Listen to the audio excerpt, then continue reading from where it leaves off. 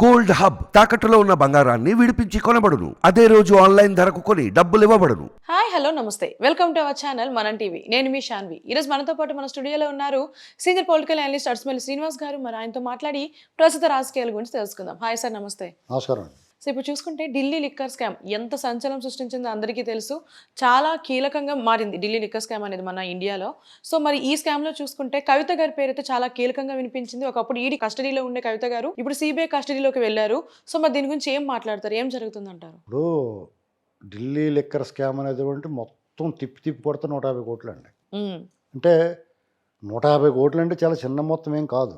కానీ జగన్మోహన్ రెడ్డి, అదానీ, విజయ్ మాల్యా, ఇలాంటి నీరవ్ మోడీ ఇలాంటి చూసిన తర్వాత 150 కోట్లు అంటే నథింగ్ కింద అనిపిస్తుంది నిజంగా. వీళ్ళు 1000 కోట్లు లక్ష కోట్లు కొల్లగొట్టి దేశాన్ని మొత్తం మడతట్టి సాఫ్ చుట్టినట్టు చుట్టేసారు వీళ్ళు. ఇది చిన్న అమౌంట్ కింద కనబడుతుంది. కాబట్టి దీన్ని రాజకీయంగా ఉపయోగించుకుంటున్నారు కేంద్రంలో ఉన్న పెద్దలు.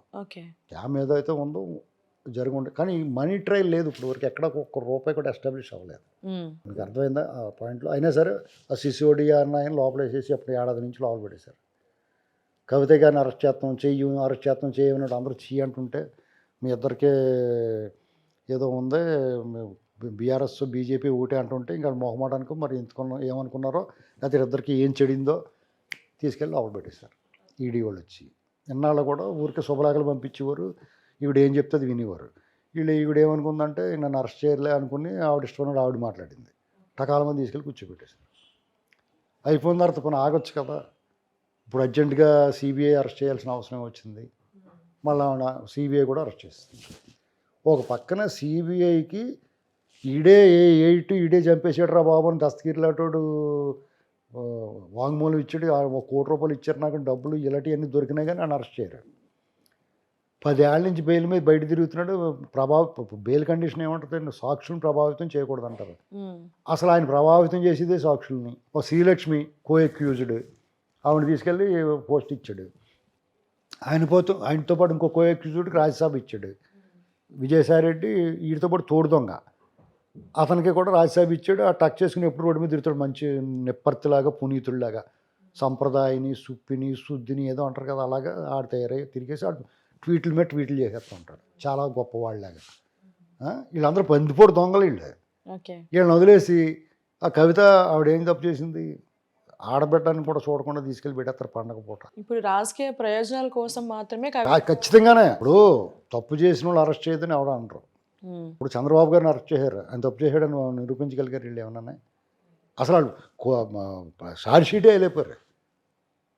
అసలు రింగ్ రోడ్ లేకుండా రింగ్ రోడ్ అన్నారు. ఇలాగా ఇప్పుడు వీళ్ళ ఉద్దేశం ఏంటంటే దొంగోళ్ళని దొరలని 2 కలిపేస్తారు బట్ ఇలాంటి అరెస్ట్ చూపించి. అనుమానం అంటే బందిపోడు దొంగ, అందులో అనుమానం లేదు.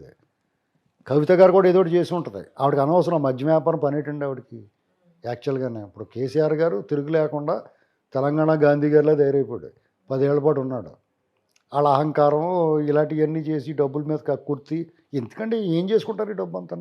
ఆవిడ మాత్రం ఆవిడ పని. ఇందులో అవమానం. ఈ లిక్కర్ కేసులో మన తెలుగు బిడ్డ, ఆడబిడ్డ ఈ లిక్కర్ కేసులో, మద్యం కేసులో ఉందంటే అవమానం. ఇది నిజంగా బాధపడుతున్నాను నేను.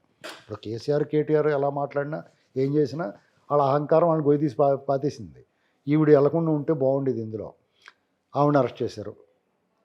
కేజ్రీవాల్ని కూడా అలా ముఖ్యమంత్రి స్థాయిలో ఉన్నవాడిని అరెస్ట్ చేసి పడేశారు. ఇది అంతా చూస్తుంటే ఏమనిపిస్తుందంటే వీళ్ళు కావాలని రాజకీయం కోసం వాడుతున్నారని అనిపిస్తుంది. ఇది మరి ఎందుకు అనిపిస్తుంది అలాగా?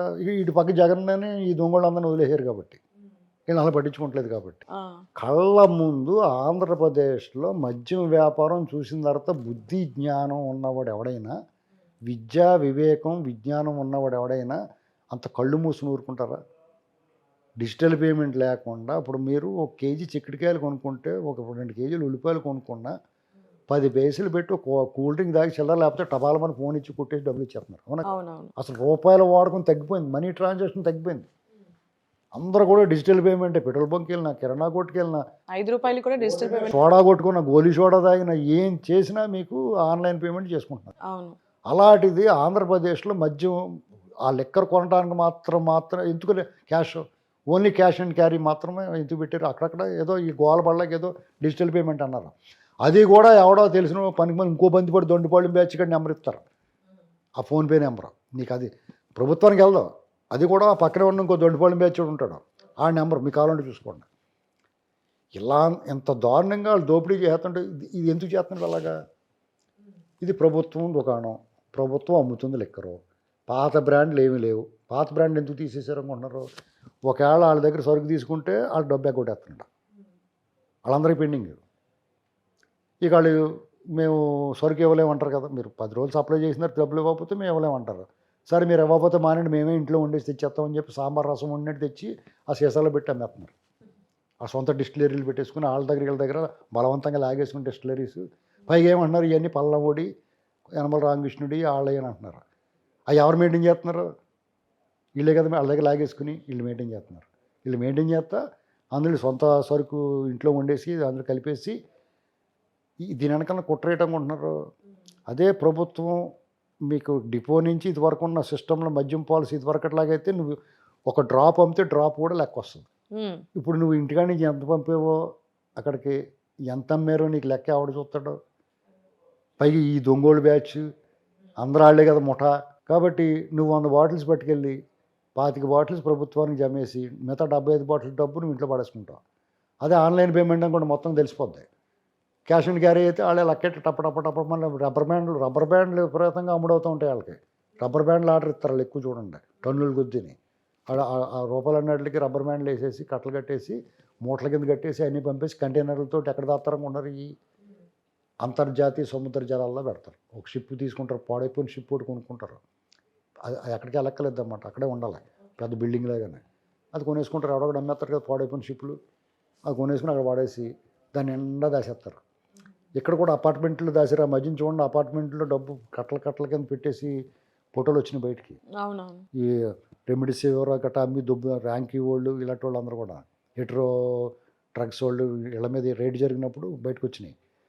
అలాగే అపార్ట్మెంట్లో దాసిన కాడికి దాసి ఇంకా ఎక్కువైపోయినాయి. ఏం చేస్తారు, ఇక్కడ ఎక్కడన్నా పట్టేసుకుంటారమ్మో, ఎవడన్నా దొరికిపోద్దేమో అని చెప్పి అంతర్జాతీయ సముద్ర జలాలంటే ఎవరికి హక్కు ఉండదు, అక్కడ ఎవడన్నా తిరగచ్చు. అక్కడ దాచుకుంటారు. డబ్బులు కావాల్సి వచ్చినాయి ఇంకొండ బోట్ వేసుకెళ్తారు. మీరు ఏటీఎం కార్డుకి వెళ్ళి ఏటీఎం గీసుకున్నట్టు ఓ 2 మూటలు వాడేసుకుని అందులో వస్తారు. అదేంటి ప్లాస్టిక్ సంచిలో కట్టేసి దానికి బోటుకి కట్టేస్తారు, లోపల సముద్రంలో కనపడుద్ది. ఎవరో ఒకళ్ళు ఎవరైనా చెకింగ్ వచ్చినా కానీ ఏమి లేదండి బాబు చేపలు పట్టుకుంటాం వచ్చామని చెప్తారు. ఇదంతా ప్రభుత్వమే చేపిస్తుంది. ఖచ్చితంగానే అనుమానం ఏముంది ఇందులో? అంటే మరి ఒకప్పుడు ఇదే ప్రభుత్వం మద్యపాన నిషేధం చేస్తాము అన్నారు కదా, మరి దీని నుంచే డబ్బు లాగడాన్ని ఎలా చూడొచ్చు? అసలు సిగ్గు శరం ఉంటాయి కదండి వాళ్ళకి. మానవం మర్యాద సిగ్గు శరం, ఎదటోళ్ళు ఏమనుకుంటాడో ప్రజలు ఏమనుకుంటారో ఏ విమర్శ వస్తుందో వీళ్ళు దున్నపోతుమే వానుగుర్తి అయినా వద్దా? పైగా బయటకు వచ్చి బహిరంగంగా ఈ మద్యపానం వల్ల అందులో వచ్చిన డబ్బులే మీకు పథకాలు ఇస్తున్నానని చెప్తాడే. అందులో వచ్చి డబ్బులు పథకాలు ఇస్తాను నువ్వెందుకురా అని చెప్పి అనుకుంటున్నారు వాళ్ళు. ఇప్పుడు పథకాలు బటన్ నొక్కాలంటే మీకు మంచి వర్షం పడుతున్నప్పుడు ట్యాంక్ బండ్ మీద కానీ వైజాగ్ బీచ్లో కానీ మొక్కసన పొత్తులు బాగా కాల్చి పెడుతూ ఉంటారు. ఉప్పు కారం జల్లి నిమ్మరసం పిండి ఇస్తారు. అతనికి అబక్కన ముఖ్యమంత్రి చేస్తే కూడా అతను కూడా బటన్ నొక్కి డబ్బులు వేస్తాడు. దానికి ఆ బటన్ నొక్కడానికి నువ్వే అక్కలేదు. ముఖ్యమంత్రి అంటే రాష్ట్రానికి ధర్మకర్తగా ఉండి వాళ్ళ భవిష్యత్తు వాళ్ళ ప్రజల బాగోగులు చూసుకుంటా వాళ్ళ అభివృద్ధి ఉపాధి మౌలిక వసతులు ల్యాండ్ ఆర్డర్ శాంతి భద్రతలు కాపాడుతా వాళ్ళు సొంత బిడ్డల్లో చూసుకోవాలి. ఇవన్నీ మానేసి నేను బటన్ నొక్కుతాను ఇంట్లో పడుకుంటాను, బస్సులోంచి దిగను, చెట్లు కొట్టిచ్చేస్తాను, బయటకు వస్తే ఎక్కడన్నా మీటింగ్ పెడితే స్కూల్ సెలవులు ఇచ్చేస్తాను, వ్యాపారాలు ముగించేస్తాను, చిరు వ్యాపారులని వీళ్ళందరినీ ఇంటికి తరిమేస్తాను, మా మీటింగ్ రానంటే కొడతాను, బతిమాలతాం, భయపెడతాం, లేకపోతే పవన్ కళ్యాణ్ 4 పెళ్ళిళ్ళు అంటాం. ఇలాంటి ఇదా పరిపాలకుడు చేయాల్సిన పని. కాబట్టి వాళ్ళకి సిగ్గు అనేటువంటిది ఎప్పుడో వదిలేశారు. కాశీ వెళ్ళినప్పుడు వదిలేశాడు. స్వరూపానంద స్వామి కాశీ తీసుకెళ్ళాడు. గంగానదిలో మొలకేయించినప్పుడు ఏం చేశాడంటే సిగ్గు శరం మానం మర్యాద అన్నీ వదిలేశారు అక్కడ. కాశీ వెళ్ళి కొంతమంది చాలా వదిలేస్తూ ఉంటారు. మీకు మంచి లడ్డు ఉండి ఇష్టం అనుకోండి, అది వదిలేసి వచ్చేస్తారు. అలాగే వాళ్ళ నాన్నగారి గురించి ఇవన్నీ వదిలేసి వచ్చేసాడు. వాళ్ళ నాన్నగారిని తలుచుకుని కాశీలో అప్పుడు కాశీలో ములిగించి బాప్తిజం ఇచ్చినట్టుగా హిందూ మతంలోకి ఏదో లాగినట్టున్నాడు స్వరూపానంద. అప్పుడు ఇవన్నీ వదిలేసి వచ్చాడు. అందుకని అప్పటి నుంచి సిగ్గు లేకుండా మాట్లాడుతున్నాడు, పచ్చి అబద్ధాలు మాట్లాడుతున్నాడు. సార్ మరి ఏపీలో ఈ లిక్కర్ స్కామ్ని ఆపే పరిస్థితి లేదంటారా? ఇప్పుడు రేపు ప్రభుత్వం మారిన తర్వాత మారితేనే ఆగే పరిస్థితి ఉంటుంది. ఈ ప్రభుత్వం మారిన తర్వాత వీళ్ళు చేసిన అవకతవకలో ఈయనకు ఉన్న ఇప్పుడు 18 కేసులు ఎన్ని ఉన్నాయో ఇప్పుడు 180 కేసులు ఉంటాయి. ఇప్పుడు ఈయనతో పాటు సజ్జల రామకృష్ణారెడ్డి వీళ్ళ బ్యాచ్ అంతా ఉంది. ఇది బంతిపోటు దొండిపోళం బ్యాచ్ అంతా అధికారులు ఐఏఎస్లు ఐపీఎస్లు సిఐ దగ్గర నుంచి ఎస్ఐ దగ్గర నుంచి రకరకాల ఎవడు ఏం దోపిడీ చేసాడో అందరూ కూడా నాయకులు వాళ్ళ బాబు హయాంలో ఐఏఎస్లు పోయారు జైల్లోకి, ఈయన హయాంలో ఐపీఎస్లు పోతారు. వీళ్ళందరి కోసం కనీసం వందే భారత్ రైళ్ళు వేయాలి జైలు తీసుకెళ్తానికి. పోలీసు వాళ్ళు వీళ్ళందరినీ పట్టేసుకుని పెద్ద గ్రౌండ్ తీసుకోవాలి, ఒక క్రికెట్ స్టేడియం నాడు గ్రౌండ్ తీసుకుని అందులో టెంట్లు వేసి అందులో పాడేసి 4 రోజులు అక్కడే జడ్జి గారిని మధ్యలో కూర్చోబెట్టి విచారణ చేసి వీళ్ళకి 14 రోజులు రిమాండ్, వాళ్ళు 14 రోజులు రిమాండ్ అని అక్కడి నుంచి టక్ కంప్యూటర్లో కొట్టేసి రిమాండ్ ఇచ్చేసి వాళ్ళందరికీ అక్కడి నుంచి లిఫ్ట్ చేసి ఏదో రైల్వే స్టేషన్ అందుబాటులో చూసుకుని ఈ దేశంలో అన్ని వైపులకి పంపించాలి. జైలు చాలా వీళ్ళకి. ఈ దేశంలోని అన్ని జైళ్ళతోటి తెలుగు వాళ్ళు నిండిపోతారు. సాంబార్ రసం వండి వంటకాలను పెట్టాలి, లేకపోతే వీళ్ళచేదే వండించాలి వాళ్ళకి భోజనం. ఇది పరిస్థితి. ఎవరు కూడా ఆంధ్రలో ఉండరు, వీళ్ళందరూ జైల్లో పోతారు వీళ్ళంతా. Yeah sir. మరి చూడాలి ఏపీ లిక్కర్ స్కామ్ అనేది ఎంతవరకు వెళ్తుంది. Thank you so much sir.